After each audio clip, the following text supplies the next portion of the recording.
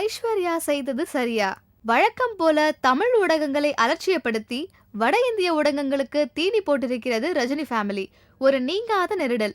ரஜினி பத்திரிகையாளர்களை சந்தித்து 20 வருடங்களுக்கு மேலாச்சு. அவரது மகளும் அப்பா வழியில்தான். ஆங்கில ஊடகங்களை தவிர தமிழ் ஊடகங்களுக்கு அவர் மதிப்பளிப்பதில்லை.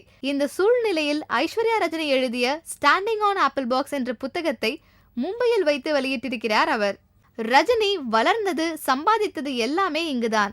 ஆனால் அவரை பற்றிய புத்தக வெளியீடு மட்டும் மும்பையிலா என்று முணுமுணுக்க ஆரம்பித்திருக்கிறார்கள் ரசிகர்கள். ஒருவேளை இதன் தமிழாக்கத்தை தமிழ்நாட்டில் வைத்து வெளியிடுவார்களோ என்னவோ.